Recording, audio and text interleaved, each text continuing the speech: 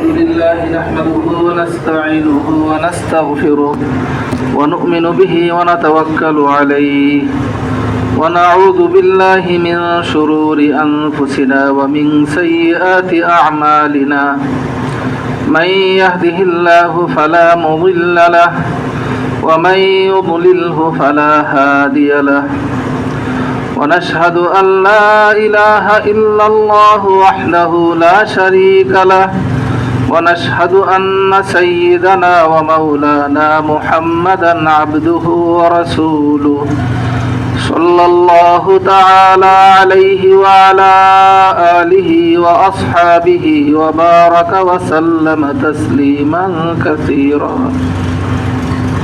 أما بعد فأعوذ بالله من الشيطان الرجيم بسم الله الرحمن الرحيم ومن يعمل سوءا أو يظلم نفسه ثم يستغفر الله يجد الله غفورا رحيما وقال رسول الله صلى الله تعالى عليه وسلم التائب من الذنب كمن لا ذنب له أو كما قال عليه الصلاة والسلام صدق الله مولانا العظيم وصدق رسوله النبي الكريم اللهم صل على محمد وعلى آل محمد كما صليت على إبراهيم وعلى آل إبراهيم إنك حميد مجيد اللهم بارك على محمد وعلى آل محمد كما باركت على إبراهيم وعلى آل إبراهيم إنك حميد مجيد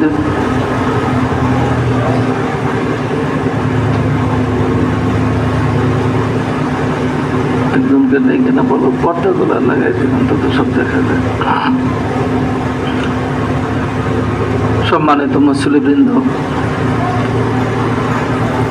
আল্লাহ তাআলার দরবারে অনেক শুকরিয়া যে আল্লাহ তাআলা আমাদেরকে একটি দ্বীনি মজলিসে শরীক হওয়ার জন্য, অংশগ্রহণ করার জন্য তৌফিক দিয়েছেন। আলহামদুলিল্লাহ। আসলে আল্লাহ তাআলার তৌফিক ছাড়া কিছু হয় না। অনেকের হয়তোবা আসার ইচ্ছা ছিল, আসতে পারে নাই, কোনো ঝামেলার সামনে আসছে, কোনো সমস্যা হয়ে গেছে। আর অনেকের তো আসার চিন্তাও জাগে নেই মনে। তো যাই হোক, আমার আগে যিনি আলোচনা করছিলেন তিনি আপনাদেরকে এটাও বলছেন যে এই ধরনের মজলিসে শরীক হওয়ার ফায়দা, উপকারিতা কি, আমরা সেটা জানছি। তো যাই হোক, আজকে আমরা সংখ্যায়ও কম, সময়ও হবে কম, বাইরে শব্দ হচ্ছে, যদিও এটা বেশিক্ষণ হয়তো আর থাকবে না। আল্লাহু আকবার। মানুষ আমরা যে দুনিয়াতে বসবাস করি, দুনিয়ার জীবনে চলতে গেলে দেখা যায় আমরা বাহিরে বিভিন্ন পরিবেশে যাই। তো আমরা যে শরীর ঢাকার জন্য যে কাপড় পরিধান করি, এই কাপড় ময়লাযুক্ত হয়ে যায়। আমরা যতই চেষ্টা করি না কেন, যতই গোটায় রাখতে চাই, পরিবেশটাই এমন যে ময়লা লাগবেই, নাকি বলেন? কারণ আপনি যতই চেষ্টা করেন, বাহিরের পরিবেশে ধুলা বালি উঠতেছে, অনেক এমন ধুলাবালি আছে যেটা নাকি আপনার খালি চোখে সাধারণ দৃষ্টিতে দেখা যায় না, অনুবীক্ষণ যন্ত্রতে দেখা যায়। অনুবীক্ষণ যন্ত্র ছাড়াও যারা টিনের ঘরে বসবাসে অভ্যস্ত, আপনারা হয়তো দেখে থাকবেন গ্রামাঞ্চলে ওই টিনের যে ছিদ্র দিয়ে অনেক সময় সূর্যের আলো ঢুকে ঘরের ভিতরে, গোল হয়ে লম্বা ভাবে দূর পর্যন্ত চলে গেছে। এমনি কিন্তু যে ঘরের ভিতরে ধুলাবালি উঠতেছে এটা কিন্তু দেখা যায় না। কি বলেন, দেখা যায়? খালি চোখে দেখা যায় না। কিন্তু যখন আমাদের দৃষ্টিটা ওই রুদ্রের এর উপর পড়ে, রুদ্রের মানে আলোর যেভাবে ঢুকতেছিল, তখন দেখা যায় ওরে সুবহানাল্লাহ, কত কিছু আপনার ধুলাবালি, কত কিছু দেখা যাচ্ছে। তো এই জন্য কাপড় ময়লাযুক্ত হবেই। তো ময়লা হয়ে গেলে আমরা কিন্তু ওইটা ওই অবস্থায় রেখে দেই না, এটা পরিষ্কারের চেষ্টা করি, ঠিক না? পরিষ্কারের চেষ্টা করি। ঠিক তেমনি ভাবে মানুষের যে অন্তর, এই পরিবেশের আসরের কারণে, প্রভাবের কারণে ওই অন্তর ময়লাযুক্ত হয়ে যায়। তবে কাপড়েরটা তো দেখা যায় ময়লা, আমরা ময়লা দেখি না, কিন্তু 2-3 দিন পরার পরে দেখা যায় যে এই দিক দিয়ে ময়লা, পকেটের দিকে একটা লাল হয়ে গেছে, ময়লা দেখা যায়। কিন্তু অন্তরের যে ময়লা লাগলো কিনা এটা কিন্তু বাহ্যিক চোখে কিন্তু দেখা যায় না। অন্তরের ময়লার বহিঃপ্রকাশ ঘটে নিজের আচরণের মাধ্যমে, আল্লাহ পাকের নাফরমানির মাধ্যমে, আল্লাহ তাআলার অবাধ্যতার মাধ্যমে, যেটাকে আমরা বলি গুনাহ। আর এখানে কাপড়ের, পোশাক পরিচ্ছদের ময়লা দূর করার জন্য ব্যবস্থা রয়েছে। অন্তরের ময়লা দূর করার জন্য রব্বুল আলামিন ব্যবস্থা করে রেখে দিয়েছেন। কাপড়ের ময়লা যদি লাগে, অনেক সময় দেখা যায় আপনাদের এদিক দিয়ে আমরা যাচ্ছি, সিমেন্টের বস্তা ফেলাচ্ছে, এখানে লেগে গেল। কিছু ময়লা এমন আছে যে আপনার একটু ঝাড়া দিলেই চলে যায়।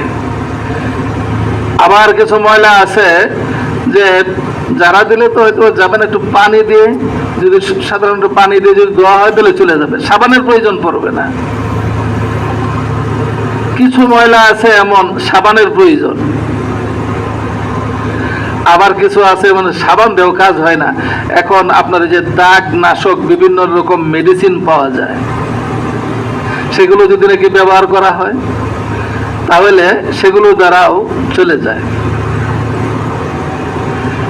তো ঠিক তেমনি ভাবে অন্তরের যে ময়লা, সেটা দূর করার জন্য রব্বুল আলামিন ব্যবস্থা করে রেখেছেন। অন্তরের ময়লা এরকম কিছু আছে এমন যে এমনিতে একটু ঝাড়া দিলে চলে যায়।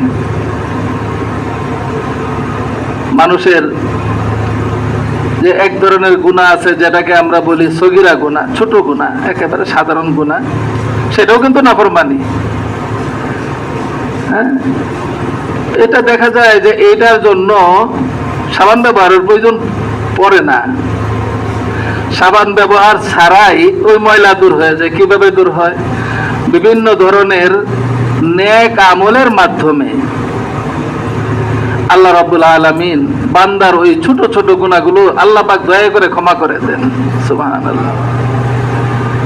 তো এটার জন্য সাবান পর্যন্ত যাইতে হয় না, এমনিতেই রব্বুল আলামিন ওই ময়লাগুলো দূর করে দেন বান্দা যে বিভিন্ন রকম নেক আমল করে। তো রাসূল সাল্লাল্লাহু তাআলা আলাইহি ওয়াসাল্লাম বলেন, কারোর বাড়ির কাছে যদি নাকি একটা নহর থাকে, কেউ যদি সেখানে 5 বার গোসল করে তাহলে তার শরীরে কোনো ময়লা থাকতে পারে? সাহাবায়ে বলেন যে না। ওই নামাজ পড়ছে, কত বড় একটা আল্লাহ পাকের হুকুম পালন করছে, ওইটা দ্বারা এক নামাজ থেকে আরেক নামাজ পর্যন্ত মাঝে যে সগীরা গুনাহগুলো হয়ে গেছে, ওগুলো এমনিতেই এই জানার মাধ্যমে দূর হয়ে গেছে। কিন্তু যেগুলো নাকি এর চেয়ে একটু বড়, সেগুলোর জন্য সাবান,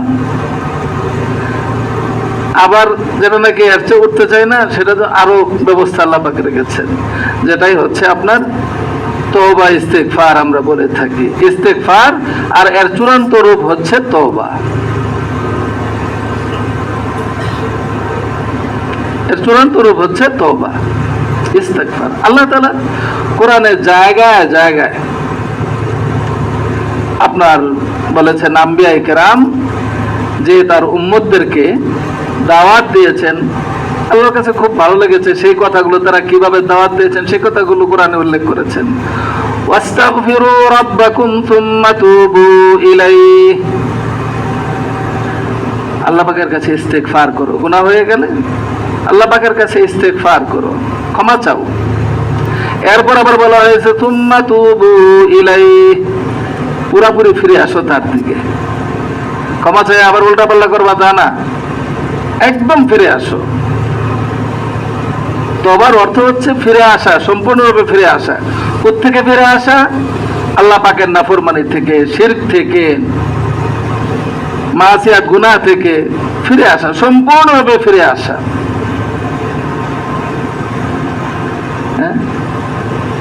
হযরত নূহ আলাইহিস সালাম তার কওমকে দাওয়াত দিয়েছেন, আল্লাহ তাআলা পাকের কাছে খুব পছন্দ হয়েছে। সেখানে এটাও আছে যে ইস্তেগফার করলে কি হবে, আল্লাহ পাক কি দিবেন, কোরআনে আছে সূরা নূহের মধ্যে। তিনি তার কওমকে বলেন ইস্তাগফিরু রাব্বাকুম ইন্নাহু কানা গাফফারা, তোমাদের প্রতিপালকের কাছে ক্ষমা প্রার্থনা করো, নিশ্চয়ই তিনি অত্যন্ত ক্ষমাশীল। তো ক্ষমা প্রার্থনা করো। এরপরে আরো কি কি দিবেন? ইউরসিলিস সামা আলাইকুম মিদরারা ওয়া ইউমদিদুকুম বিআমওয়ালিন ওয়া বানিনা ওয়া ইয়াজআল লাকুম জান্নাতিন ওয়া ইয়াজআল লাকুম আনহারা। আরো বিস্তারিত বর্ণনা দিয়েছেন আল্লাহ পাক। যদি নাকি তুমি ক্ষমা চাও, তিনি তো গাফফার, অধিক গুনাহ ক্ষমাকারী, ক্ষমা করে দিবেন। আরো এই দিবেন, অনাবৃষ্টির কারণে সমস্যা হচ্ছে, মুষলধারে বৃষ্টি হবে। হ্যাঁ, আরো বিভিন্ন নিয়ামতের কথা আল্লাহ পাক পর্যায়ক্রমে ওখানে উল্লেখ করেছেন, এই দিবেন এই দিবেন। তো এই জন্য আমাদের কর্তব্য হচ্ছে আল্লাহ পাকের কাছে গুনাহ হয়ে গেলে ক্ষমা প্রার্থনা করা। দেখেন, যারা আল্লাহর উপর ঈমান আনছে আর যারা ঈমান আনে নাই, তাদের পার্থক্য হচ্ছে এইটাই। যারা ঈমান আনছে তাদের এক অবস্থা, আর যারা ঈমান আনে নাই অথবা ঈমান আনার পরও আল্লাহ পাকের চরম নাফরমানিতে লিপ্ত শয়তানের অনুসারীগণ, দল তো দুইটা না, কি বলেন, দল দুইটা না? আমাদের দেশেও দল দুইটা, সব জায়গায় দল দুইটা, একটা হলো সরকারি দল, আরেকটা হচ্ছে বিরোধী দল। আল্লাহ পাকের আমরা কিন্তু সরকারি দলের লোক। হ্যাঁ, তো আল্লাহ পাকের ওখানে দল দুইটা, একটা হচ্ছে হিজবুল্লাহ আর একটা হচ্ছে হিজবুশ শয়তান। আল্লাহর দল, শয়তানের দল, দুই দলের পরিণতির কথা আল্লাহ পাক কোরআনে বলছেন। উলাইকা হিজবুল্লাহ, মুমিনদের আলোচনার পর বলছেন আলা ইন্না হিজবাল্লাহি হুমুল মুফলিহুন, আল্লাহর দলভুক্ত যারা হবে তারা কল্যাণের প্রাপ্ত হবে, সফলতা প্রাপ্ত হবে।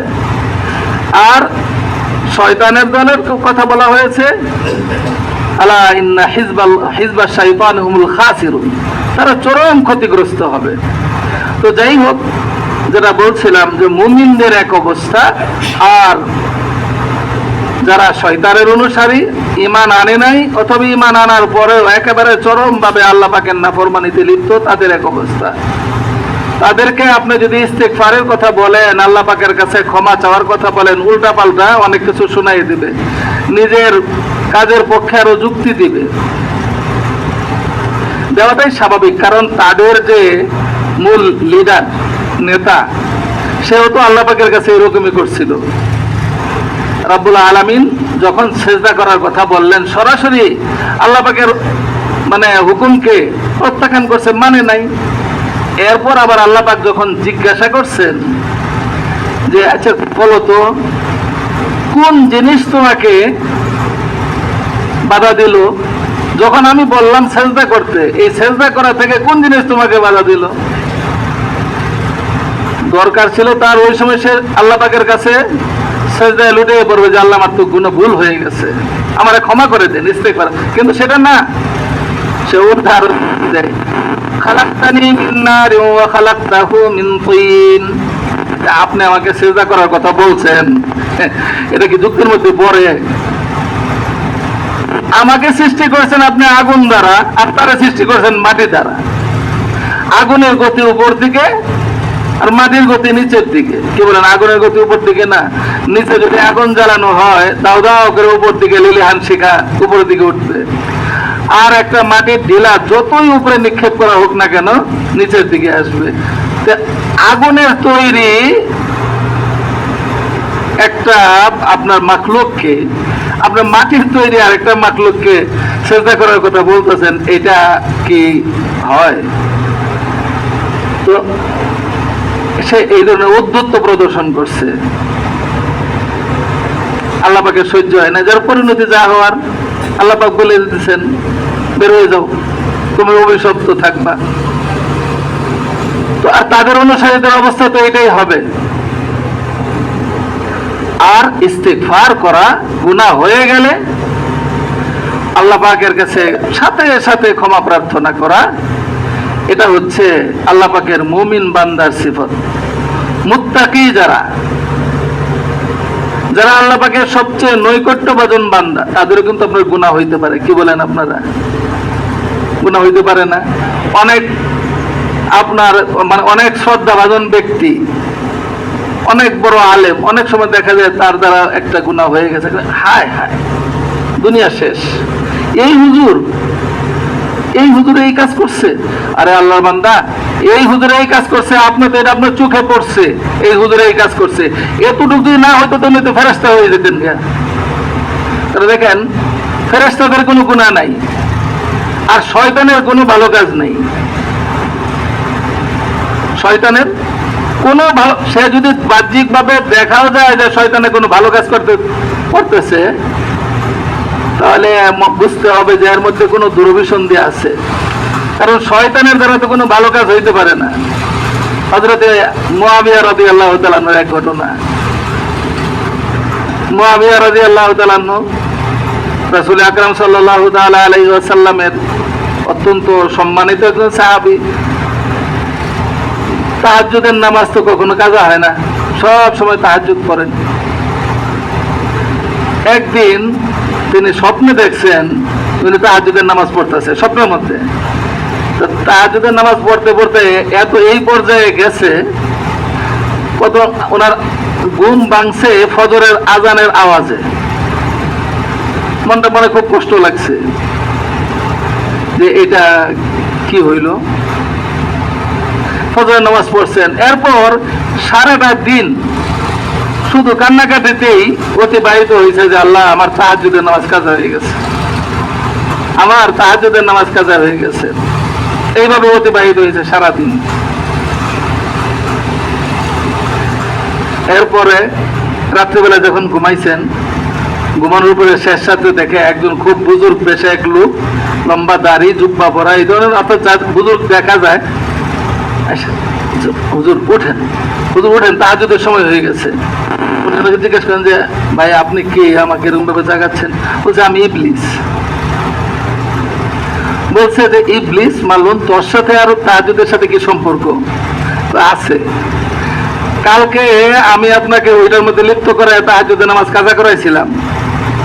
এরপর আপনি দিনে যা করছেন, তাহাজ্জুদের নামাজ পড়ে যতটুকু আগাইতেন তার চেয়ে অনেক বেশি আগাই গেছেন। এই জন্য তাহাজ্জুদের নামাজ কাজা করার দরকার নেই। তো শয়তান হযরতে মুআবিয়া রাদিয়াল্লাহু তাআলাকে জাগাইতে আসছিল, আসলে তাহাজ্জুদ পড়ানোর জন্য না। বলছিলাম যে শয়তানে যদি ভালো কাজ করে, এটার মধ্যেও বুঝতে হবে দুরভিসন্ধি আছে। তো ফেরেশতার কোনো গুনাহ নাই। গুনাহ নাই বলতে আল্লাহ রাব্বুল আলামিন তারা যে গুনাহ করবে এমন ক্ষমতাই তাদেরকে দেন নাই। লা ইয়াসুনাল্লাহা মা আমারাহুম ওয়া ইয়াফআলুনা মা ইউমারুন। তারা আল্লাহ পাকের হুকুমের নাফরমানি করে না, তাদেরকে যেভাবে হুকুম করা হয় তারা সেটাই করে। আর শয়তানের কোনো ভালো কাজ নেই। আর যে ইনসান, তার মধ্যে ভালোও হবে মন্দও হবে। এই জন্য বলছিলাম যে কোনো হুজুরকে, কোনো ভালো মানুষকে, কোনো এলাকার কোনো নেককারকে দেখা আপনার এই লোকটা কি করলো, এই লোকটা তো ভালো মনে করছিলাম, ভালো মনে করছিলেন।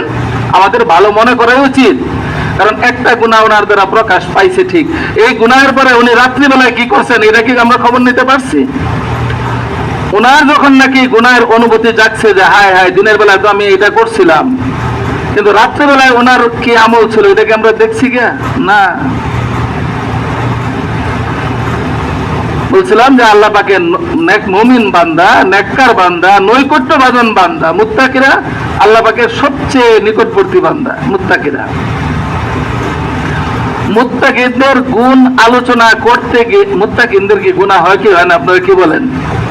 যারা মুত্তাকি আল্লাহ পাকের একেবারে নৈকট্যভাজন বান্দা, তাদের গুনাহ হয় না? কি বলেন? হইতে পারে, কিন্তু হইতে পারে, হয়। কারণ আম্বিয়ায়ে কেরাম আলাইহিমুস সালাতু ওয়াস সালামের পর এই দুনিয়ার বুকে যারা আসছেন কেউই মাসুম না। বলেন যে ইন্না লিল্লাহ। সাহাবায়ে কেরামও তারা মাসুম না, তবে মাহফুজ। মাহফুজের অর্থ হচ্ছে তাদের দ্বারা গুনাহ প্রকাশ পাইছে, কিন্তু দ্বীনের জন্য তাদের এত ত্যাগ, এত কুরবানির কারণে আল্লাহ রাব্বুল আলামিন এই ব্যবস্থা করে দিয়েছেন যে তারা দুনিয়াতে থাকতেই আল্লাহর কাছে ইস্তেগফার করে তাদের গুনাহ ক্ষমা করে এনেছেন। সুবহানাল্লাহ। যার কারণে কুরআনে আল্লাহ পাক ঘোষণা দিয়েছেন রাদিয়াল্লাহু আনহুম ওয়া রাদু আন। আল্লাহ পাক তাদের প্রতি সন্তুষ্ট হয়ে গেছে, তারাও আল্লাহ পাকের প্রতি সন্তুষ্ট। কম বড় কথা না কিন্তু। তো এই জন্য বলছিলাম যে মুত্তাকি যারা, তাদেরও গুনাহ হইতে পারে, গুনাহ হয়। আল্লাহ পাক কুরআনেই বলছেন তাদের হয়। মুত্তাকিনদের গুণ আলোচনা করা হয়েছে। প্রথমে তো আল্লাহ পাক দাওয়াত দিয়েছেন আল্লাহর মাগফিরাত এবং জান্নাত লাভের জন্য। আর ওই জান্নাতটা কাদের জন্য আল্লাহ পাক তৈরি করছেন সে কথা বলতে গিয়ে বলছেন উইদ্দাত লিল মুত্তাকিন। এই জান্নাত এটা মুত্তাকিনদের জন্য আল্লাহ পাক প্রস্তুত করে রাখছেন। এরপর তাদের আপনার দুইটা গুণের আলোচনা করছেন। আমার যেটা বলার উদ্দেশ্যের পরেরটা, ওয়াল্লাযীনা ইযা ফাআলু ফাহিশাতান আও যালামু আনফুসাহুম যাকারুল্লাহ। এখানে কিন্তু আল্লাহ পাক সরাসরি বলছেন যে মুত্তাকিনদের গুণ আলোচনা করতে গিয়ে যে তাদের দ্বারা যদি কোনো গুনাহ হয়ে যায়, অশ্লীল কাজ হয়ে যায়, তার মানে বোঝা গেল মুত্তাকিনদের দ্বারাও এটা হয়।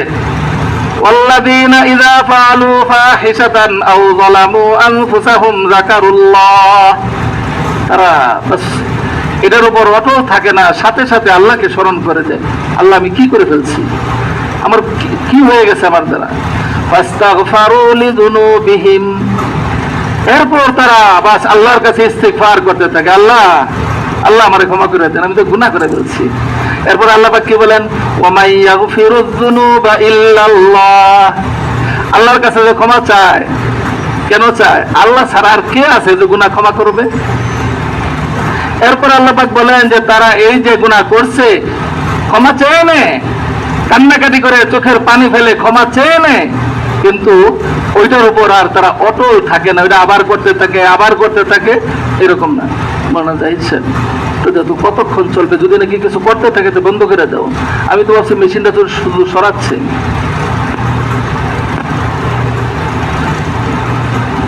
তো এই অবস্থা হচ্ছে তাদের। এই জন্য আমাদের উচিত দুনিয়ার জীবনে চলতে গেলে ময়লা লাগবেই কাপড়ে, অন্তরও ময়লা দ্বারা আপনার কলুষিত হবে, কিন্তু আমাদের উচিত হবে ওই ময়লা যখন লেগে যায় ওই ময়লা দূর করার জন্য সর্বাত্মক চেষ্টা করা। ইস্তিগফার গুনাহ হয়ে যেতে পারে, রাব্বুল আলামিনও জানেন যে বান্দা গুনাহ করে ফেলবে, কিন্তু রাব্বুল আলামিন চান যে গুনাহ হয়ে যাওয়ার পর বান্দা যেন সাথে সাথেই আল্লাহর দরবারে সেজদায় লুটিয়ে পড়ে, ওইটার উপর যেন সে অটল না থাকে। ইস্তেগফারকারীদের জন্য, যারা গুনাহ হয়ে যাওয়ার পর, অন্তর কলুষিত হওয়ার পর যারা ইস্তেগফার করে, হাদিসে তাদের জন্য বিভিন্ন রকম সুসংবাদ আসছে, বিভিন্ন ভাবে সুসংবাদ দেওয়া হয়েছে। বলা হয়েছে যে ইস্তেগফার গুনাহ মুক্তির জন্য। গুনাহ যে গুনাহ হয়ে গেছে, অন্তর যার দ্বারা মানে অন্তর যে কলুষিত হয়ে গেছে, মানে রোগাক্রান্ত হয়েছে, এর মহা ঔষধ হচ্ছে ইস্তেগফার। মহা ঔষধ হিসাবে হাদিস শরীফে আছে যে মানুষ যখন গুনাহ করে তো অন্তরে কিন্তু এটা গুনার একটা প্রভাব পড়ে, একটা কালো দাগ পড়ে। বান্দা যদি নাকি আপনার তওবা করে ইস্তেগফার করে, ওই দাগটা মুছে যায়। এরপর আবার গুনাহ করে ফেলছে, আবার ইস্তেগফার, দাগটা থাকে না। কিন্তু যদি আপনার বান্দা গুনাহ করে, কোনো ইস্তেগফারের খবর নাই, আবার সেই গুনাহ, যেমন মানুষে ঘুষ খায়, সুদ খায়, যারা ঘুষে অভ্যস্ত হয়ে পড়ে। একজন অফিসার প্রথম দিন ঘুষ খাইছে, একটু সংকোচ লাগছিল, এরপরে দেখা যায় আস্তে আস্তে বাড়তি আছে, তারও আপনার পদোন্নতি হইতেছে, পরিমাণও বাড়তেছে, ঘুষ খেয়ে যাচ্ছে, কিন্তু খারাপও লাগে না। কালো দাগ পড়তে পড়তে একেবারে অন্তর একদম পুরোপুরি কালিমাযুক্ত হয়ে যায়। এই ধরনের অবস্থা থেকেও মুক্তি পাওয়ার পথ হচ্ছে ইস্তেগফার। ইস্তেগফার করা।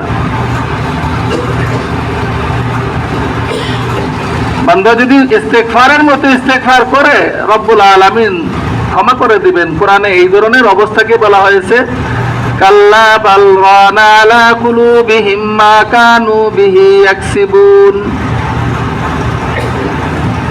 তো তাদের অন্তর একদম জং ধরে যায়, জং ধরা যেটা পুরোপুরি মরিচা পড়ে যায়, সম্পূর্ণরূপে কালিমাযুক্ত হয়ে যায় তাদের অন্তর। এটা থেকে মুক্তির পথ হচ্ছে এই ইস্তেগফার, তওবা। 10 মিনিট চালাইতে আমাদের, হ্যাঁ, তো করতে করা তো দরকার নাই এখন। যাই হোক, বলো যে 10 মিনিট যেন 10 মিনিটই থাকে। তো এই জন্য এটা খুবই উপকারী ঔষধ হচ্ছে ইস্তেগফার করা। গুনাহ হয়ে গেলে, গুনাহে লিপ্ত থাকলে ইস্তেগফার করা, বেশি বেশি আস্তাগফিরুল্লাহ আস্তাগফিরুল্লাহ আস্তাগফিরুল্লাহ। আপনারা হয়তো বলবেন যে আমরা তো ইস্তেগফার করি, কিন্তু কোনো পরিবর্তন তো আসে নাই। আসলে দেখেন, ইস্তেগফারটা হতে হবে ইস্তেগফারের মতো। ইস্তেগফারের মতো হইতে হবে। কারণ ইস্তেগফারের অর্থ কি? আস্তাগফিরুল্লাহ, আল্লাহ আমি ক্ষমা চাচ্ছি, আল্লাহ আপনার কাছে ক্ষমা চাচ্ছি, ক্ষমা প্রার্থনা করছি। একজন অপরাধী ক্ষমা চাইবে, ক্ষমা চাওয়ার জন্য ক্ষমার ভাষাটাও ওই ক্ষমার মতোই হইতে হবে। তার চেহারার অঙ্গ ভঙ্গিমার দ্বারাও প্রকাশ পাইবে যে সে সত্যিকার অর্থে ক্ষমা চাচ্ছে। অন্যথায় যে কেউ যদি কারো কাছে অপরাধ করে, তার কাছে গিয়ে যদি বলে ক্ষমা চাই ক্ষমা চাই ক্ষমা চাই, তো কি বলেন, থাপ্পড়টা লাগাই দিবে না? ক্ষমা করা তো দূরের কথা, উল্টা তো তার দিকে অসন্তুষ্ট হবে যে এটা কি ক্ষমা চাওয়ার ভাষা? আর চেহারার দ্বারা এটা প্রকাশ পাচ্ছে যে সে ক্ষমা চায়। এজন্য আমরা যখন বলবো আস্তাগফিরুল্লাহ, আমাদের এই কথার সাথে অন্তরের সংযোগ থাকতে হবে। অন্তরটাও যেন এই কথা সায় দেয় যে হ্যাঁ আল্লাহ আপনার কাছে ক্ষমা চাইতেছি। চেহারার মানে অবস্থাটাও যেন ওই প্রকাশ করে যে হ্যাঁ আমি ক্ষমা চাচ্ছি। কেউ যখন কারোর কাছে ক্ষমা চায়, আমার আল্লাহর কাছে ক্ষমা করে দেন, মাফ করে দেন, চেহারার মধ্যেও প্রকাশ পাইতে হবে, চোখের মধ্যেও প্রকাশ পাইতে হবে, অশ্রু ঝরতে হবে। সেই ইস্তেগফার এটা না কাজের কাজ। এই যে অন্তরের মরিচা, জং, কালিমা যে দূর হবে, এটা তো এই ধরনের ইস্তেগফারের মাধ্যমে। শুধু আস্তাগফিরুল্লাহ। এখন আমি আজকে 1000 বার ইস্তেগফার করছি। আপনার ওইভাবে তাড়াহুড়া করে তসবিহ নিয়ে এত ইস্তেগফারের চেয়ে 10 বার ইস্তেগফার করা অনেক কার্যকরী ছিল, যে ইস্তেগফারের সাথে অন্তরের সংযোগ থাকবে, যে ইস্তেগফারের সাথে ইস্তেগফার করার সাথে সাথে অন্তরটা একদম শিহরে উঠবে, পশমের গোড়াগুলো একদম পশমগুলো দাঁড়িয়ে যাবে। এই ধরনের ইস্তেগফার প্রয়োজন। এই ধরনের ইস্তেগফার করলে বান্দা ক্ষমা পাওয়ার জন্য যতটুকু আগ্রহী থাকে, মাওলা আমাদের মালিক ওই বান্দাকে ক্ষমা করার জন্য তার চেয়ে আরো বেশি আগ্রহী থাকে।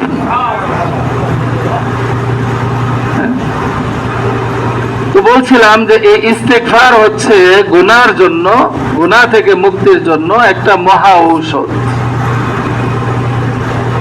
দ্বিতীয় যে বিষয়টি হচ্ছে, ইস্তেগফারের মাধ্যমে রাসূল আকরাম সাল্লাল্লাহু তাআলা আলাইহি ওয়াসাল্লামের সুসংবাদের যোগ্য হিসাবে নিজেকে গড়ে তোলা যায়। কি সুসংবাদ দিয়েছেন রাসূল আকরাম সাল্লাল্লাহু আলাইহি ওয়াসাল্লাম? সেই ব্যক্তির জন্য সুসংবাদ যে তার আমলনামায় অনেক বেশি পরিমাণে ইস্তেগফার পাবে। তুবা লিমান ওয়াজাদা ফি সহিফাতিহি ইস্তিগফারান কাসীরা। সেই ব্যক্তির জন্য সুসংবাদ যে হাসরের ময়দানে যখন আমলনামা দেওয়া হবে না, কি বলেন, আমলনামা দেওয়া হবে না, সবাইকে আমলনামা দেওয়া হবে, সারা জীবনের কৃতকর্মের নথিপত্র পেশ করে দেওয়া হবে। আল্লাহ পাক কোরআনে বলছেন দেওয়া হবে আমলনামা, বলা হবে ইকরা কিতাবাক কাফা বিনাফসিকাল ইয়াউমা আলাইকা হাসিবা। আমলনামা পাঠ করো তোমার, আজকে তোমার হিসাবের জন্য এই আমলনামাই যথেষ্ট। দেখো দেওয়া হবে, প্রত্যেকে কিন্তু আমলনামা পাবে। যারা আপনার যাদের আমলনামা ভালো আমলনামা হবে, ডাইন হাতে আসবে, তাদের কথা তো ভিন্ন। কোরআনেও তারা কতটা সন্তুষ্ট হবে, আনন্দিত হবে, বিভিন্ন জনকে দেখাইতে থাকবে, কোরআনে সেটা আলোচনা আছে। দেখেন কেউ যদি পরীক্ষায় পাশ করে, মানে গোল্ডেন জিপিএ 5 পাইছে, ঠিক আছে না, বর্তমানে এরই তো সবচেয়ে ভালো ফলাফল না। এখন দেখা যায় যে ফোন কেউ জিজ্ঞাসা করে নাই, তারপরেও বর্তমান ফোনের যুগ, সালাম আলাইকুম, কেমন আছেন, জি ভালো। ফোন দিছিলাম, আমার ছেলেটা পরীক্ষা দিছিল, তো ফোনের পর ফোন করে যাচ্ছে, দিয়ে যাচ্ছে, ফোন দিয়ে যাচ্ছে, সুসংবাদ জানাচ্ছে। হাসরের ময়দানে আরো অনেক বেশি মানুষ আনন্দিত, যাদের আমলনামা ডান হাতে আসবে। আর যাদের উল্টা হবে, তাদের বিস্তারে তাদের অবস্থা কি হবে, কিভাবে আমলনামাটা দেওয়া হবে, সেগুলো তো আছেই। আমলনামা যখন নাকি বলা হবে ইকরা কিতাবাকা কাফা বিনাফসিকাল ইয়াউমা আলাইকা হাসিবা, আমলনামা সে দেখবে, নিবে, দেখবে, চিৎকার করে বলতে থাকবে মালি হাযাল কিতাব লা ইউগাদিরু সগীরাতান ওয়ালা কাবীরাতান ইল্লা আহসাহা। হায় হায়, এটা কেমন আমলনামা, কোন একটা ছোট আমল, বড় আমল কিছুই তো ছাড়ে নাই, সব লেখা আছে এখানে। ওয়াজাদু মা আমিলু হাদিরা, সারা জীবনে যা করছে সেগুলো সেখানে বিদ্যমান পাবে। দেখতে হায় হায়, অমুক দিন 3রা ডিসেম্বর রাত্রিবেলায় আল ফারুক জামি মসজিদে বসা ছিলাম মজলিসে, দিনই মজলিসে, ওইটাও লেখা আছে। ওই দিনের জুমা নামাজটা যে পড়া হয়েছে ওইটাও লেখা, কি কি অন্যায় হয়ে গেছে সেগুলোও লেখা আছে, কোনো বাদ যায়নি, সব। ওয়াজাদু মা আমিলু হাদিরা। তো এই আমলনামা দেওয়া হবে। ওই কথাই রাসূল সাল্লাল্লাহু আলাইহি ওয়াসাল্লাম বলছেন সেই ব্যক্তির জন্য সুসংবাদ যে তার আমলনামার মধ্যে অধিক পরিমাণে ইস্তিগফার পাবে। তার মানে এর দ্বারা কিন্তু এইটাও বুঝে আসলো, যারা বেশি পরিমাণে ইস্তিগফার আপনার করবে তারা ইনশাআল্লাহ আল্লাহ পাকের পক্ষ থেকে তারা নাজাত প্রাপ্ত হবে এবং ইনশাআল্লাহ জান্নাতীও হবে ইনশাআল্লাহ। কেমনে? রাসূল সাল্লাল্লাহু আলাইহি ওয়াসাল্লাম সুসংবাদ দিচ্ছেন যে তার জন্য সুসংবাদ যে তার আমলনামায় অধিক পরিমাণে ইস্তেগফার পাবে। তো অধিক পরিমাণে ইস্তেগফার পাবে, তার জন্য সুসংবাদ দিচ্ছে। তাহলে সে যদি নাজাত নাই হবে তার, জান্নাতে সে নাই হবে, তাহলে এই সুসংবাদ কেন? তো কাজেই আমাদের বেশি বেশি করে ইস্তেগফার করা উচিত। দেখেন, কোরআন যদি তেলাওয়াত করতে যাই দেখে দেখে, মানে কোরআনের মুছহাফ সাথে নিয়ে ওযুর প্রয়োজন পড়ে, হ্যাঁ, মুখস্থ করতে গেলে মানে ওযুর প্রয়োজন পড়ে না, কিন্তু ইস্তেগফার এটা এমন, তারপরেও কোরআন কিন্তু আপনার যে কোনো জায়গায় দেখা যায় ওইভাবে তেলাওয়াত করা যায় না, মুখস্থ করলেও তেলাওয়াত করা যায় না, কিন্তু ইস্তেগফার এটা কিন্তু আমরা সর্বাবস্থায় করতে পারি। আল্লাহ পাক কত সুযোগ, সুসংবাদও দেওয়াইছেন নবীর মাধ্যমে, আবার সুযোগও করে দিয়েছেন। আমরা অফিসে যাচ্ছি, এমনি দেখা যায় আমরা বিভিন্ন চিন্তা ভাবনার মধ্যে দিয়ে অফিসে চলে যাই, যানজটে কখনো বিরক্তি প্রকাশ করতে থাকি, এত যানজটের মধ্যে জীবনে চলাচল করা যায়, হ্যাঁ, এইটা সেটা কত বিরক্তি সূচক আমাদের উক্তি প্রকাশ পেতে থাকে। কি দরকার আছে আমার? এটা তো আমার মূল্যবান একটা মানে ইবাদতের সময়। আমরা ওই সময় আস্তাগফিরুল্লাহ আস্তাগফিরুল্লাহ আস্তাগফিরুল্লাহ, আপনি বলবেন যে হুজুর মানুষে কি কইব? তো মানুষকে শুনে পড়ার কথা কে বলছে? এই কথাটা বলা হয় না যে ইস্তেগফার উচ্চ আওয়াজে পড়তে হবে। আপনি পড়েন, নিচু আওয়াজে পড়েন। এখন মানুষ বারবার ঠুট করলে মানুষ জিজ্ঞাসা করে, আপনার ঠুট করার দরকার নেই, মনে মনে পড়েন। আল্লাহ রাব্বুল আলামিন তো মনের দেখবেন, কি বলেন, মনের অবস্থাটাও তো আল্লাহ পাক দেখবেন। আর অনুচ্চ স্বরে পড়লে অসুবিধা নাই। আমাদের কত সময় অফিসে যায়, অনেক সময় অনেক মানে ফালতু অহেতুক সময় ব্যয় হয়, যেটা আমরা কর্মরত থাকি না। আর কর্মরত থাকলেও ইস্তেগফার করতে অসুবিধা কি? কাজের ব্যাঘাত হবে না, আল্লাহ পাক বরকত দিবেন। অনেকে যারা আমরা কায়িক পরিশ্রমের কাজ করি, শারীরিক পরিশ্রমের কাজ করি, আমরা বিভিন্নভাবে রিক্সা চালাচ্ছি, ভ্যান চালাচ্ছি বা অন্য কিছু চালাচ্ছি, মুখে মুখে আমি ইস্তেগফার করে যাচ্ছি, তাহলে তো তুবা লিমান ওয়াজাদা ফি সহিফাতিহি ইস্তিগফারান কাসীরা, ওইটার যোগ্য হয়ে যেতে পারি সহজে। কত সহজ আমল, অতি সহজে আমরা এটা যোগ্য হয়ে যেতে পারি। করবো তো ইনশাআল্লাহ। আল্লাহ তাআলা সকলকে তৌফিক দান করুন, আমিন। মানুষের জীবনে বিপদ আপদ, বালা মুসিবত, পেরেশানি, সমস্যা শেষ নাই। এটার জন্য আমরা সমস্যা আসলে এর কাছে যাই, ওর কাছে যাই, হ্যাঁ, মামলা মোকদ্দমায় পড়লে উকিলের কাছে যাই, উকিল আরো পরামর্শ দেবে, যতটুকু ঘটছে তার সাথে আরো কিছু। না না, আপনি যদি এইভাবে লেখেন তাহলে আপনার এই কেস টিকবে না। কি করতে হবে? এই কথা মানে মিথ্যা পুরা। অথচ রাসূল আকরাম সাল্লাল্লাহু তাআলা আলাইহি ওয়াসাল্লাম ইস্তেগফারের ব্যাপারে বলেছেন আরো একটা, যেটা থেকে আমাদের কল্যাণ বই আসতে পারে। সেটা হচ্ছে, যে ব্যক্তি ইস্তেগফারকে নিজের উপর অপরিহার্য করে নেবে, বাধ্যতামূলক করে নেবে, যে আমি ইস্তেগফার পড়তেই থাকবো, বিপদ আসছে আমি ইস্তেগফার পড়ি, সমস্যা আছে ইস্তেগফার পড়ি, জীবিকার সমস্যা ইস্তেগফার পড়ি, পড়তেই থাকবো আমি। হ্যাঁ, দুনিয়াবি, এটা যেহেতু দুনিয়া দারুল আসবাব, বিপদ থেকে উদ্ধারের জন্য চেষ্টাও করতে হবে সম্পূর্ণ শরীয়ত সম্মতভাবে, কোন রকম অন্যায় পন্থা অবলম্বন না করে শরীয়ত সম্মত পন্থায় অগ্রসর হব, আর আল্লাহ পাকের কাছে বেশি বেশি ইস্তেগফার করব। রাসূল সাল্লাল্লাহু আলাইহি ওয়াসাল্লাম কি বলছেন? যারা এভাবে ইস্তেগফারকে নিজের জন্য অপরিহার্য করে নেবে,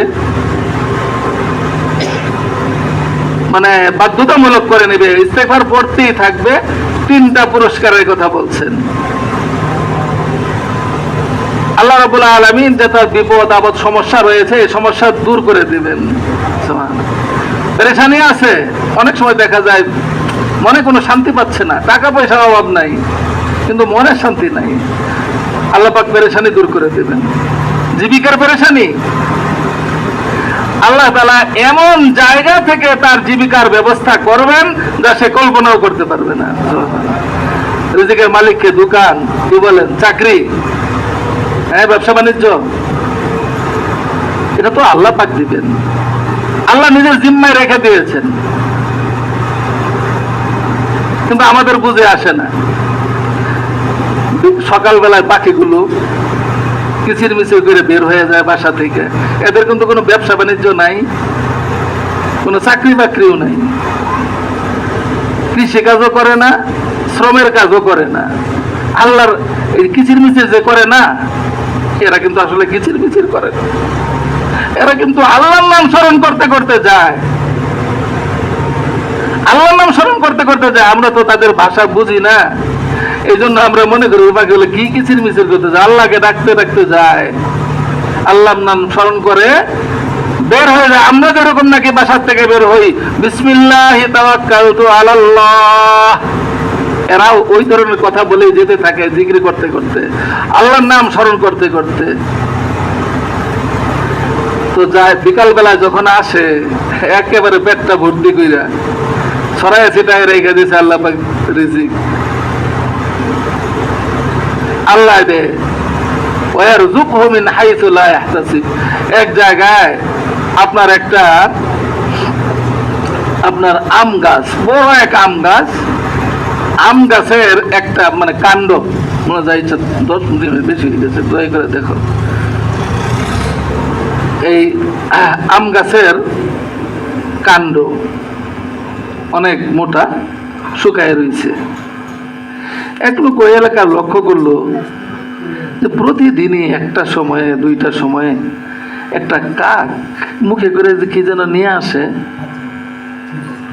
আইসা ওখানে ফেলে দেয়, ফেলে দিয়ে চলে যায়। এখন ওই লোকের কৌতূহল জাগলো। আপনারা যারা কাকের বাসা দেখছেন তারা বিষয়টা জানেন, কাক কিন্তু এরকম নিচু জায়গায় বাসা বানায় না, অনেক উঁচু জায়গায় বাসা বানায়। আর তার বাসার ধরনও কিন্তু অন্যরকম থাকে, উল্টা পাল্টা করে কি খড় কোটা দিয়ে বানায়। এইখানে কাক তার বাচ্চার জন্য খাবার দিয়ে যাবে, এটা তো হতে পারে না। বিষয়টা কি? তার কৌতূহল জাগলো, সে মই এনে উঠছে। উঠার পরে অবস্থা দেখে তো সে হতবাক। একটা সাপ বয়সের বারে একেবারে নুব্জ হয়ে গিয়েছে, চলাফেরা করার শক্তি তার নাই। ওখানে চিন্তা করে দেখেন, ওমা মিন দাব্বাতিন ফিল আরদ ইল্লা আলাল্লাহি রিজকুহা, কাকে কিভাবে রিজিক পৌঁছাইতে হবে ওনার জানা আছে। কাকের মনে তার প্রতি আল্লাহ পাক দরদ মহব্বত সৃষ্টি করে দিচ্ছে। আমার মতো আরেক মাখলুক সেই রকম অসহায় এইভাবে আছে, এবং তার খাবার কি এটা আল্লাহ রাব্বুল আলামিন কাককে জানাই দিয়েছে, এই খাবার এনে দিও, এবং সে রুটিন অনুযায়ী নিয়মিতভাবে পৌঁছে দিয়ে যাচ্ছে। তো কাকে ইস্তেগফার করতে থাকলে একটা ফায়দা হচ্ছে এই, ওয়ারযুকহু মিন হাইসু লা ইয়াহতাসিব। আল্লাহ রাব্বুল আলামিন এমন জায়গা থেকে রিজিকের ব্যবস্থা করবেন যা সে কল্পনাও করতে পারে না। দেখেন, আমরা যদি নাকি আমাদের এখানে যারা উপস্থিত আছি, আমাদের যার বয়স যতটুকু হয়েছে না কেন, শব্দ আমরা যদি আমাদের অতীত জীবনের দিকে তাকাই, তাহলে এমন অনেক ঘটনা আমাদের সামনে আসবে। আমরা খুব দৌড়াদৌড়ি করছি, এখান থেকে করব, এখান থেকে করব, এখান থেকে করব, এই সমাধান হবে, কিন্তু আল্লাহ পাক সমাধান করাই দিচ্ছেন, কিন্তু অন্য জায়গার থেকে, যা তার কল্পনাও ছিল না, আমাদের কল্পনাও ছিল না, আমাদের কল্পনাও ছিল না। তবে মানে আমাদের ইয়াকিনটা আল্লাহর উপর নিতে হবে, যে ইস্তেগফার করলে হবে। এক লোক অনেক ঋণগ্রস্ত হয়ে গেছে, পাওনাদারদের মানে টাকাটা একদম অতিষ্ঠ হয়ে গেছে, এদিক ওদিক ছুটাছুটি করতেছে। হঠাৎ সে শুনতে পারছে যে 500 মাইল দূরে একজন খুব ধনী এবং দানশীল ব্যক্তি আছে। ওনার কাছে গিয়ে মানুষে যখন নাকি যা চায়, তার প্রয়োজনের কথাটা যদি বুঝায় বলতে পারে, কাউকে ফেরত দেয় না।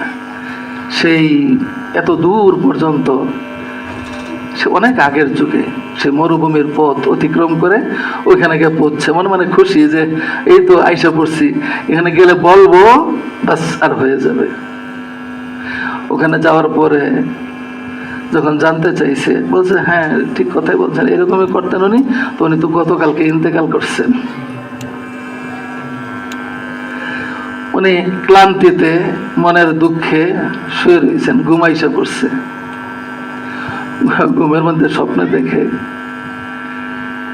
একজনে বলতেছে, আরে তুমি এদিক ওদিক ছোটাছুটি করতেছো, তোমার যে ঘর আছে ওই ঘরের নিচে, ঘরের মেঝেতে তোমার আব্বা অনেক স্বর্ণ মুদ্রা এগুলো পুঁতে রেখে গেছেন তোমার জন্য, ওগুলোকে উঠাও, এগুলো নিজের কাছে ব্যবহার করো। সে স্বপ্নে বলতেছে, আল্লাহ তাআলা তো এটা আমার আগে জানাইতে পারতেন। আগে তো জানাইতে পারতেন, ও সত্য কথা, কিন্তু সমস্যাটা হচ্ছে আল্লাহর প্রতি ওই ইয়াকিনটা তো তোমার আগে ছিল না। এখন যখন নাকি এই লোকের কাছে আসার পর তুমি ভাবছো যে সব শেষ, এখন আল্লাহ ছাড়া আর কোনো গতি নাই, পুরোপুরি ইয়াকিনটা আল্লাহর উপর চলে আসছে, তখন আল্লাহ রাব্বুল আলামিনের পক্ষ থেকে তোমার এই মদদের কথা জানানো হয়েছে। তো কাজেই আমরা যে ইস্তেগফার করব, সমস্যায় পড়ছি এখন মনে মনে এটা জাগে, আমার নামে আমার এই বিপদ, এখন ইস্তেগফার করবো, হুজুরের কাজ নেই, তাহলে আমার ইস্তেগফারে কাজ হবে কি? ইয়াকিনটা পুরোপুরি আল্লাহর উপর নিতে হবে। আল্লাহই করবেন, আল্লাহই করেনওয়ালা, আল্লাহই করবেন। ইয়াকিন যদি নাকি পুরোপুরি এইভাবে আল্লাহর উপর ইয়াকিন রেখে আমরা ইস্তেগফার করতে পারি, অবশ্যই ব্যবস্থা হবে। কারণ দেখেন, রাসূল আকরাম সাল্লাল্লাহু আলাইহি ওয়াসাল্লামের কথা কিন্তু এটা, যেটা আমি বলছি। আর রাসূল সাল্লাল্লাহু আলাইহি ওয়াসাল্লাম কেমন ব্যক্তি? মক্কার কাফের মুশরিকরা ওনার নামে আপনারা জানেন বিভিন্ন ধরনের অপবাদ দিছে। উনি গণক, উনি জাদুকর, উনি মাজনুন, পাগল, কত কিছুই না কইছে, কিন্তু উনি মিথ্যাবাদী এই কথাটা কিন্তু বলতে পারেনি। তারা তো বরঞ্চ আসাদিকাল আমিন, সত্যবাদী, বিশ্বস্ত, এই উপাধি দিয়েছে। তার কথা বিন্দু পরিমাণ মিথ্যার অবকাশ নাই। তো কাজে আমরা যদি বিশ্বাস করতে না পারি, তাহলে কাজটা হবে কিভাবে? তো কাজেই আমাদের সমস্যা আসবে, কোনো কথা নাই। প্রথম কাজ হচ্ছে ইস্তেগফার। আস্তাগফিরুল্লাহ, আস্তাগফিরুল্লাহ, আস্তাগফিরুল্লাহ, অন্তরের সংযোগ সহকারে, শুধুমাত্র মুখে মুখে না। হ্যাঁ, ইস্তেগফারের দ্বারা দুনিয়াবি কোনো আযাব যদি নাকি আসার থাকে, দুনিয়াবি আযাব, কোনো এলাকায় আযাব দেওয়ার হইতে পারে, হওয়ার সম্ভাবনা, কিন্তু ওখানকার মানুষ আপনার ইস্তেগফার শুরু করে দিয়েছে। ইস্তেগফার, আযাব থেকে আল্লাহ পাক মুক্তি দিয়ে দিবেন। এটা কিন্তু আমার কথা না, আল্লাহ পাক কোরআনে বলছেন। রাসূল সাল্লাল্লাহু তাআলা আলাইহি ওয়াসাল্লাম বলেন যে দুইটা আমানত পাঠানো হয়েছে, তো আমাদের এখানে আজান হবে পরে, ইনশাআল্লাহ আমরা এটা জবাব দেব। তো আর পরে একটা আয়াত তেলাওয়াত করছেন। এই আয়াতের মধ্যে এই দুইটা আমানতের কথা আছে। ওমা কানাল্লাহু লিয়ুআযযিবাহুম ওয়া আনতা ফীহিম ওমা কানাল্লাহু মুআযযিবাহুম ওয়া হুম ইস্তাগফিরুন। যে দুইটা আমানত হচ্ছে, একটা আমার অস্তিত্ব। রাসূল সাল্লাল্লাহু তাআলা আলাইহি ওয়াসাল্লাম কোন জায়গায় থাকা অবস্থায় আল্লাহ রাব্বুল আলামিন তাদের উপর কোনো আসমানি বালা আযাব দিবেন না। আর আমি যখন চলে যাব তখন একটা বাকি থাকবে, সেটা কি? ইস্তেগফার। আল্লাহ পাক স্পষ্ট করে বলছেন, ওমা কানাল্লাহু মুআযযিবাহুম ওয়া হুম ইস্তাগফিরুন। ওই এলাকাবাসী, জনপদবাসী যতক্ষণ পর্যন্ত ইস্তেগফার করতে থাকবে, আল্লাহ রাব্বুল আলামিন তাদেরকে আযাব দিবেন না। সুবহানাল্লাহ। কিন্তু আমরা ইস্তেগফার কতটুকু করি? আচ্ছা, আমরা যদি নাকি চোখ বন্ধ করে নীরবে জিজ্ঞাসা করি আমাকে, তাহলে কিন্তু আমরা উত্তর পেয়ে যাব যে আজকে সারাটা দিন অতিবাহিত হয়েছে, আমার দ্বারা কয়বার ইস্তেগফার হয়েছে। আমরা উত্তর পেয়ে যাব যে কয়বার আমি ইস্তেগফার করছি। হ্যাঁ, আমরা উত্তর পেয়ে যাব। ইস্তেগফারের কারণে, ইস্তেগফারের জন্য আল্লাহ রাব্বুল আলামিন বান্দার গুনাহ লেখাকে আপনার রাখেন, বিরত রাখেন। দেখেন, আমরা এটা জানি যে বান্দা যখন কোনো নেক আমলের ইচ্ছা করে, এই নিয়ত করার কারণে একটা সওয়াব, প্রস্তুতি নিতে থাকে সেটার জন্য সওয়াব, এরপর যখন নেক কাজ সম্পন্ন করে সেটার জন্য সওয়াব। কিন্তু গুনাহের কাজ সম্পন্ন হয়ে যায়, বান্দা তার মালিকের, তার খালিকের নাফরমানি করে, যেভাবে চলতে বলছে চলে নাই, পুরোপুরি অমান্য করে ফেলছে। তারপরও কত বড় রহমান, ফেরেশতাদেরকে বলেন যে থাকুন, নির্দিষ্ট সময় পর্যন্ত অবকাশ দেন, যে একটা ইস্তিগফার করবে, মনে ক্ষমা চাইবে, মনে হয় বান্দা ক্ষমা চাইবে। এরপর যখন নাকি বান্দা ক্ষমা চায় না, ওই নির্দিষ্ট সময় অতিবাহিত হওয়ার পর তখন লেখার কথা বলেন। কিন্তু কত দয়াবান, এই লেখার পরও যদি নাকি বান্দা আবার সেই ইস্তিগফার করে, ওই লেখাটাও মুছে দেন, লেখাটাও মুছে দেন। তো আমাদের যিনি মালিক, তিনি তো এতটা দয়াবান।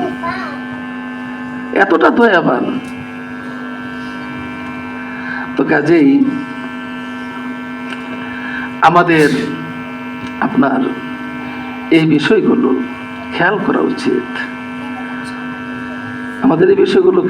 উচিত, বেশি বেশি ইস্তেগফার করা উচিত। দেখেন, বান্দা তো ক্ষমা পেতে চায়। আমি একটু আগেও বলছিলাম যে বান্দা ক্ষমা পাওয়ার জন্য, গুনাহ করার পর বান্দা ক্ষমা পাওয়ার জন্য যতটুকু আগ্রহী থাকে, মালিক তার চেয়েও বেশি আগ্রহী থাকেন বান্দাকে ক্ষমা করার জন্য। মালিক চাইতে থাকেন যে এই ক্ষমা চায় না কেন, এত বড় বেহুদা, কত ভাবে বলা হয়েছে ক্ষমা চায়। আপনারা হয়তো বলতে পারেন, আল্লাহ এত বড় দয়াবান, তাহলে ক্ষমা করে দিলেই তো পারে নিজের থেকে, কেন দিবেন? এই দুনিয়াটা তো পরীক্ষার জায়গা। আপনারাই বলেন, পরীক্ষার হলে যিনি পরীক্ষা নিবেন বলে ঘোষণা দিচ্ছেন, উনি গিয়ে একজনকে বলে দিবেন, এই এটা প্রশ্ন আসছে, এটা লেখো, এটা কি ঠিক হবে কাজটা? এটা কেন বলে দিবেন? তো কাজেই আল্লাহ রাব্বুল আলামিন বিভিন্ন ভাবে ক্ষমা চাওয়ার জন্য বলছেন যে ক্ষমা চাইলেই তো আমি ক্ষমা করে দেই। কিন্তু বান্দা যদি নাকি সেইটাও না বুঝে, তাহলে কি করার আছে? বলছিলাম যে আল্লাহ তাআলা ইস্তিগফারের মাধ্যমে কতটুকু খুশি হন। হাদিস শরীফে আছে বর্ণনা যে একজন লোক মরুভূমিতে সফর করতেছে, তার উটের পিঠে তার যত সামান পত্র, মানে রসদ, খাবার, পানি, সব উটের পিঠে। সে এক জায়গায় ছিল, ওইখান থেকে আপনার সে মরুভূমির মাঝখানে তার উটটা কিভাবে হারিয়ে গেছে। আচ্ছা, আপনারা বলেন, সামনে মানে দুদু করতেছে মরুভূমির দৃশ্য, গাছপালা বলতে নাই, থাকলেও ছোট ছোট মরুভূমির গাছ কতটুকু হয়, যাদের ওদিকে যাওয়া হয়েছে তারা দেখছেন। একেবারে সে ধরে নিছে, বাস খাবার নাই, পানি নাই, কিছু নাই। তো এই অবস্থায় উঠো চলে গেছে, যাইব কেমনে? সে উত্তপ্ত বালু, যাওয়ারও কোনো পথ নাই। তো এখন এই লোক ওই ক্লান্তিতে, দুঃখে খুব শুয়েছে, ঘুমাই পড়ছে।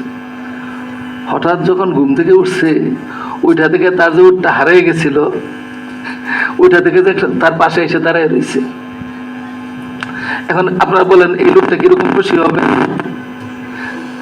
তো খুশি কতটুকু হয়, তার খুশির বহির প্রকাশ কিভাবে ঘটবে সেটাও আছে। সে বলা শুরু, হে আল্লাহ, তুমি আমার বান্দা, আমি তোমার রব। মানুষে অনেক সময় আবেগের কারণে কিন্তু খেয়ে হেরে ফেলে, কি কইব না কইব পুরা উল্টা পাল্টা করে ফেলায়। যেমন আল্লাহ, মানে তুমি আমার বান্দা, আমি তোমার রব। বলার কথা ছিল কি, আল্লাহ তুমি আমার রব, আমি তোমার বান্দা। তার মানে সে আনন্দের আতিশয্যে, খুশির আবেগকে সে খেয়ে হারিয়ে ফেলছে, এতটুকু সে খুশি হয়েছে। আল্লাহ পাকের একজন বান্দা গুনাহ করার পর যখন আল্লাহর কাছে তো ইস্তেগফার করে, আল্লাহ পাকের কাছে সত্যিকার অর্থে যখন ক্ষমা চায়, রব্বুল আলামিন ওই বান্দার ওই ব্যক্তির চেয়ে, ওই যে ধারণ ব্যক্তির চেয়ে আরো হাজারো গুণ বেশি খুশি হন। তো কাজেই আমাদের প্রত্যেকেরই দরকার, আমরা কেউ তো দাবি করতে পারবো না যে আমার কোনো গুনাহ নাই, গুনাহ তো আছেই। গুনাহ হয়ে যাওয়ার পর বান্দার কর্তব্য হচ্ছে আপনার আল্লাহ পাকের কাছে ইস্তেগফার। নেককার মুমিনদের সিফাত এইটাই। আমরা ইস্তেগফার তো করি, কিন্তু কোনো ফলাফল তো দেখি না। আল্লাহ পাক কাদের ইস্তেগফার কবুল করবেন, তা কাদের ক্ষমাটা কবুল করবেন, সেটা আল্লাহ পাক কোরআনে বলছেন, ওয়া ইন্নী লাগাফফারুল লিমান তাবা ওয়া আমানা ওয়া আমিলা সলিহান সুম্মা ইহতাদা। সেই ব্যক্তিদের আপনার ইস্তেগফার কবুল করবেন যারা আপনার একেবারে তওবা করবে, এরপর সে ঈমানের যে ত্রুটি, সেটা ত্রুটি দূর করে ঈমান নবায়ন করবে, নেক আমলের উপর থাকবে, সুম্মা ইহতাদা, এবং এরপর অটল থাকবে, আর কোনো কিছু না, অটল থাকবে। তো কাজেই আমাদের খুব বেশি করে চেষ্টা করা উচিত। এটা তো গেল সাবান, এরপর সাবানেও যেটা কাজ হবে না, সেটার জন্য হচ্ছে আপনার ওই যে তওবা। বলছিলাম না আপনার স্তর আছে, তওবার মধ্যে ইস্তেগফারটা পরিপূর্ণতা লাভ করে। তওবা কি জিনিস? কয়েকটা জিনিস থাকে সেটার মধ্যে। একটা হচ্ছে যে গুনাহ হয়ে গেছে বা যে গুনাহে লিপ্ত আছে, সেই গুনাহ তাৎক্ষণিকভাবে ছেড়ে দেওয়া। একজন মানুষ ঘুষ থেকে তওবা করতে চায়,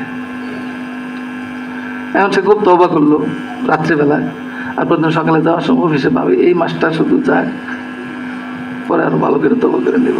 হবে? ঘুষের থেকে তওবা করছে তো বাস এই মুহূর্তে থেকে আর না, বাকি যেগুলো আছে সেগুলোর কি হবে সেটা তো পরে মুফতি সাহেবকে জিজ্ঞাসা করে পরে সে সিদ্ধান্ত নিবে। কিন্তু এই মুহূর্ত থেকে আমি আর ঘুষ নিব না, সুদ খাবো না, যে গুনাহে লিপ্ত রয়েছে সম্পূর্ণরূপে বর্জন করতে হবে, যে বাস ছেড়ে দিবে, ভবিষ্যতের জন্য দৃঢ় প্রতিজ্ঞাবদ্ধ, আর করব না। যেটা হয়ে গেছে সেটার জন্য খুব কাকুতি মিনতি সহকারে চোখের পানি ফেলে ফেলে আল্লাহ পাকের কাছে ক্ষমা প্রার্থনা করতে হবে, চাইতে হবে আল্লাহ ক্ষমা করে দেন, আমি তো এই করছি। হযরতে আলী রাদিয়াল্লাহু তাআলা আনহু একবার এক লোকরে দেখলেন যে খুব আস্তাগফিরুল্লাহ ওয়া আতুবু ইলাইহি, আস্তাগফিরুল্লাহ ওয়া আতুবু ইলাইহি, আস্তাগফিরুল্লাহ, অনেক রাগ হয়ে গেল যে কোনো তওবা না, বাদ দাও এই সমস্ত ফালতু কাজ। কেন, কি হয়েছে? সঠিক তওবা না। সঠিক তওবা কোনটা?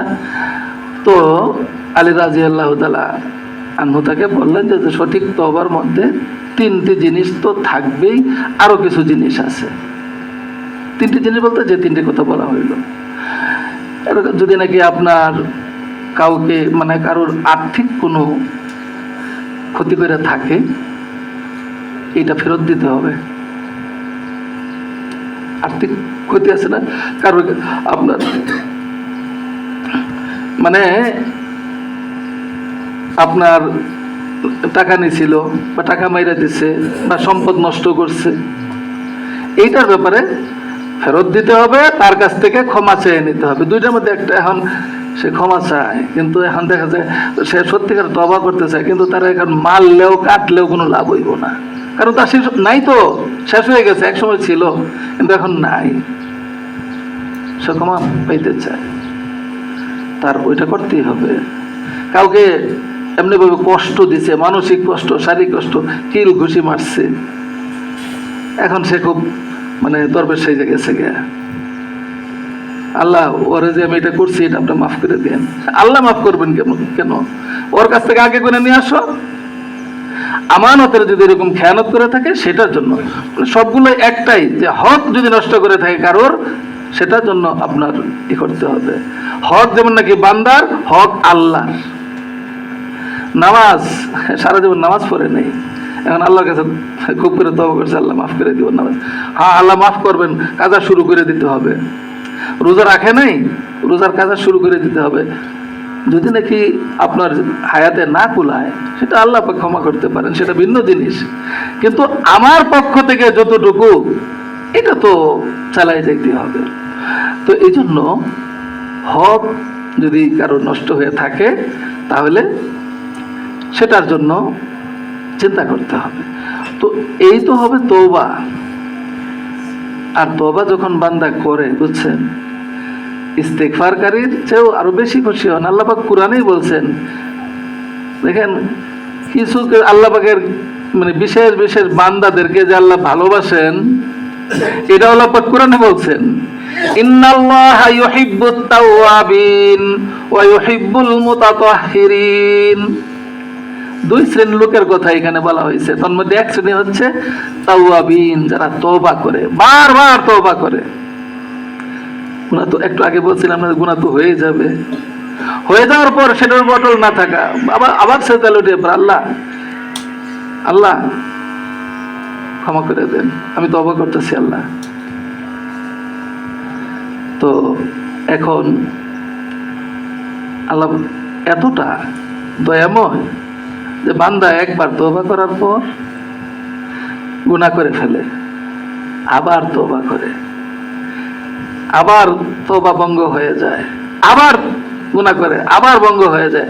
আল্লাহ তাআলা কিন্তু সাধারণ তওবাকারীদের কথা বলেন নাই। সাধারণ তওবাকারীদেরকে তো আল্লাহ তাআলা পছন্দ করবেনই, যারা বারবার তওবা করে, গুনাহ হয়ে যাওয়ার পর আবার তওবা করে। কিন্তু এখানে একটা কথা, তওবার সময় কিন্তু মনের মধ্যে এইটা স্থান দেওয়া যাইব না যে তওবা করতেছি, আবার যদি হয়ে যায় আবার তওবা করে দেব। এটা তো আল্লাহর সাথে চরম বেয়াদবি হবে। হ্যাঁ, এটা হইতে হবে এমন যখন নাকি সে বলবে আল্লাহকে, আল্লাহ কিন্তু অন্তর্যামী, আল্লাহ কিন্তু অন্তরের অবস্থা জানেন। বাটপারি মূলক তওবা এটা কিন্তু হবে না, একদম খালিস অন্তরে তওবাতান নাসুহ, যেটা একদম খাঁটি তওবা, যতবারই করবে খাঁটি তওবা করবে। এরপরে শয়তানের ধোঁকায় পড়ে যদি আবার হয়ে যায়, আবার তওবা। দেখেন অনেক সময় শয়তান এসে ধোঁকা দেয়, শয়তান এসে ধোঁকা দেয় যে তুমি যে গুনাহ করছো কিছু তো বাদ রাখো না এই দুনিয়াতে, তোমার দ্বারা তওবা কঠিন কালেও সম্ভব না, কঠিন কালেও সম্ভব না। কাজেই যে কয়েকটা দিন বাঁচো, চালায় যাও, ওখানে যা হইব ওটা তো হইবই। এটা দ্বারা কিন্তু শয়তান এই কথা বুঝাইতে চায় যে সে যে গুনাহ করছে আল্লাহর রহমতের চেয়ে অনেক আগে ছাড়াই গেছে গিয়া। আল্লাহর রহমত দ্বারা এটাকে ক্ষমা করার মতো না, আল্লাহর যে ক্ষমার গুণ এটাকে বেষ্টন করতে পারবে না। অথচ আল্লাহ পাক কোরআনে কি বলছেন, ওয়াসিআত রাহমাতি কুল্লা শাই, আল্লাহ বলেন যে আমার রহমত সব জিনিসকে বেষ্টন করে আছে। তো কাজে এটা শয়তানের ধোঁকা।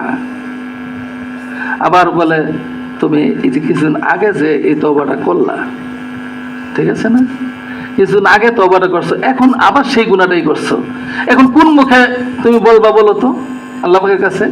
দুইবার তো আগে হয়ে গেছিল। আল্লাহ পাক কি বলেন, ইয়া ইবাদিয়াল্লাযীনা আসরাফু আলা আনফুসিহিম লা তাকনাতু মির রাহমাতিল্লাহ ইন্নাল্লাহা ইয়াগফিরুয যুনুবা জামিআ ইন্নাহু হুয়াল গাফুরুর রহিম। হে আমার ওই সকল বান্দা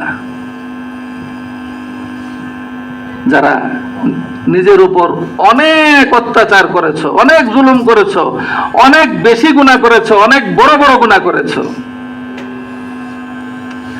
তাদেরকে আল্লাহ পাক বলেন লা তাকনাতু মির রাহমাতিল্লাহ, তোমরা আল্লাহর রহমত থেকে নিরাশ হও না। আল্লাহ পাক না করছেন কেন? ইন্নাল্লাহা ইয়াগফিরুয যুনুবা জামিআ, আল্লাহ তাআলা তাকিদের শব্দ ব্যবহার করছেন। নিশ্চয়ই আল্লাহ তাআলা তোমাদের সব গুনাহ ক্ষমা করে দিবেন। সুবহানাল্লাহ। এতে আপনার আমরা ভাবতেছি যে এত কাম হয়ে গেছে, যেহেতু কোনো ক্ষমাই করে দেবে, কিন্তু কথা সেইটাই, ক্ষমাটা চাওয়াটা, তওবা করাটা তওবার মতো হতে হবে, তওবার মতো হতে হবে। যদি নাকি আমরা তওবার মতো তওবা করতে পারি, যত বড় গুনাহগারই হোক না কেন আল্লাহ পাক ক্ষমা করে দিবেন। কারণ এইটাই দেখেন,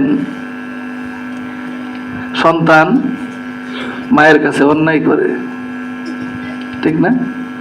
অন্যায় করে, মা কিন্তু চাইতে থাকে, অন্যায় করে, বাড়ির থেকে বের হয়ে যায় রাগ করে,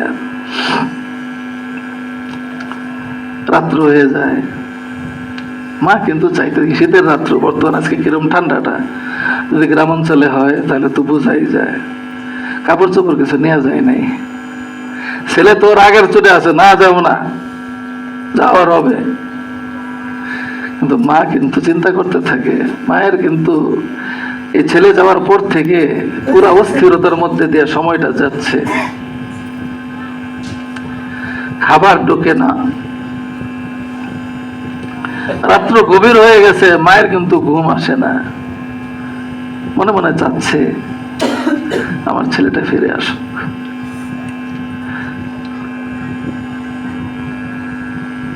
আমার সন্তান ফিরে আসুক। ঠিকই দেখা যায় ছেলে উপায় অন্তর না দেখে ফিরে আসে, ফিরে আসে, দরজায় এসে টক টক শব্দ করে ডাক দেয়, মা মা। মা কিন্তু লাফ দিয়ে গিয়ে ওঠে, দরজা খুলে বুকে টেনে নেয় যে বাবা সারাদিন তুমি কোথায় ছিলে, এইভাবে সারাদিন যে সে অন্যায় করছে, গুনাহ করছে, সব কিন্তু মা বলে যায়। মাথা হাতে থাকে, বাবা আসো খাওয়া দাওয়া করো। রব্বুল আলামিনের কোন বান্দা আল্লাহকে বলে যখন নাকি এভাবে দূরে চলে যায়, ভুল বুঝতে পেরে যখন নাকি আল্লাহর দরবারে ফিরে আসে, রব্বুল আলামিনও তাকে এভাবে রহমতের কোলে উঠে নেন। সুবহানাল্লাহ। হযরত মুসা আলাইহিস সালাতু ওয়াস সালামের যুগের এক ঘটনা আপনাদের এখানে আগেও বলেছি, কারো কারো স্মরণও আছে হয়তো, বা অনেকে যেহেতু নতুন এই জন্য বলছি।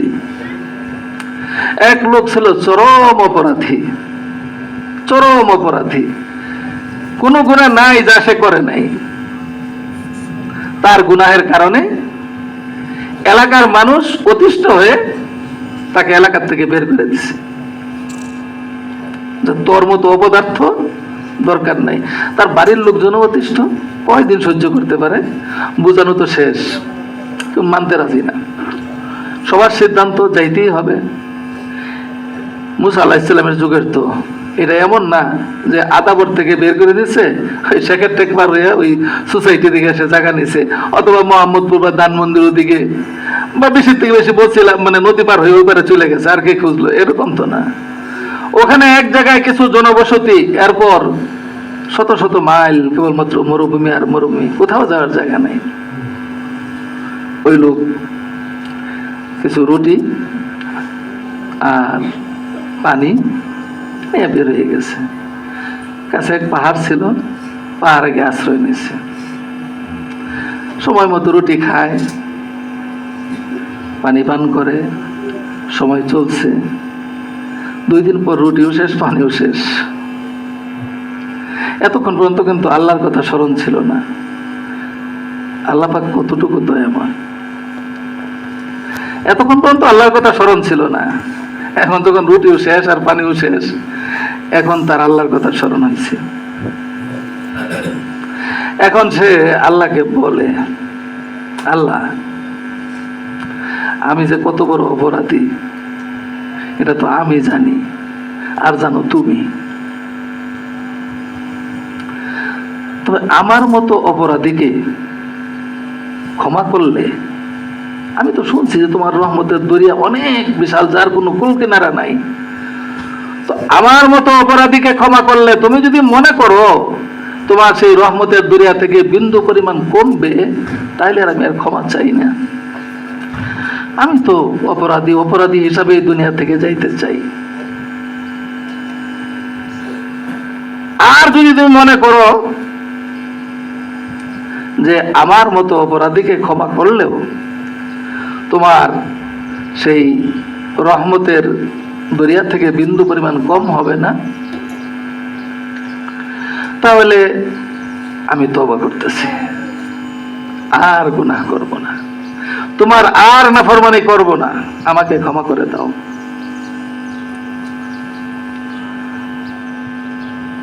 চোখ দিয়ে পানি পড়তেছে।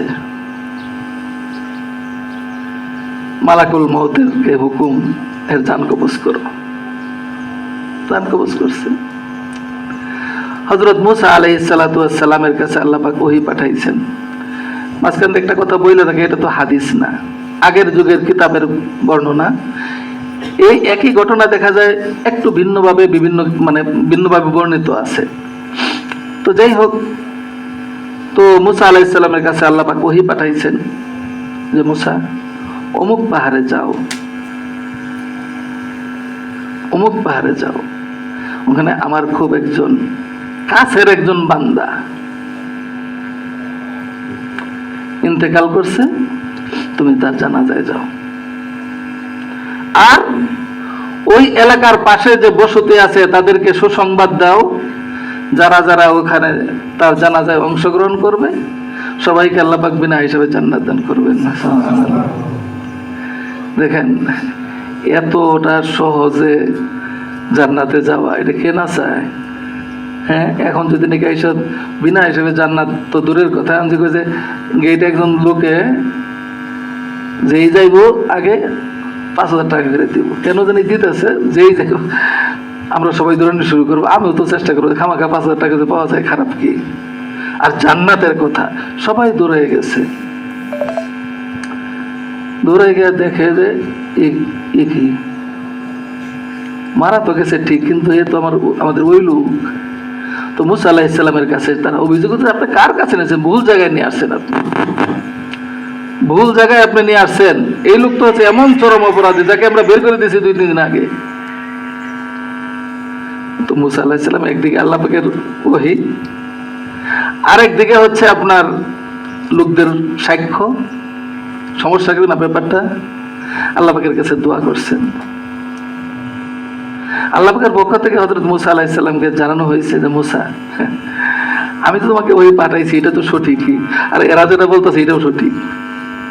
তবে সে যে তওবা করছে, এই তওবা যদি রেখে পুরা জনবসতির উপর বন্টন করে দেওয়া হয়, সবার নাজাতের জন্য যথেষ্ট হয়ে যাবে। সুবহানাল্লাহ। এই জন্য আমি বলছি যে তার জানাজায় যারা যারা আসবে সবাইকে আমি জান্নাত দেব। তো এই জন্য এই কথাটা বললাম, এই জন্য নিজের গুনাহ যতই বেশি হোক না কেন ফিরে আসা দরকার। এক বুজুর্গ বলছেন, সৌ মর্তবা গার তওবা শিকাস্তি বাজ আ এই দরগাহে নাউমিদি নিস্ত। 112 যদি নাকি তুমি তওবা ভঙ্গ করে থাকো কোন একটা বিষয়ে, একটা গুনার ক্ষেত্রে 100 বার তওবা করছো, 100 বার তওবা ভঙ্গ করছো, এমনও যদি হয়ে থাকে তোমার জীবনে, তারপরে তুমি ফিরে আসো তুমি। কেন? আল্লাহ পাকের যে এই দরবার নিরাশ হওয়ার দরবার না। এখান থেকে কেউ নিরাশ হয় না, মায়ুস হয় না, হতাশ হয় না। আল্লাহ পাক মাহরুম করেন না। আল্লাহ তো নিজেকে বলে রাখছেন, এক জায়গায় আছে কোরআনে ইন্নাল্লাহা হুয়াত তাওয়াবুর রাহিম, অন্য এক জায়গায় আছে ওয়া আনাত তাওয়াবুর রাহিম। নিজের কথা বলছেন, আমি তাওয়াব, অধিক তওবা কবুলকারী।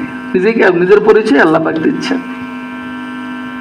তো কাজেই ভাইরা আমার, আমাদের উচিত আমাদের জীবনে যে আল্লাহ পাকের নাফরমানি যেগুলো হয়ে গেছে, সেটার জন্য কাকুতি মিনতি সহকারে আল্লাহর কাছে তওবা করা, আল্লাহর কাছে তওবা করা।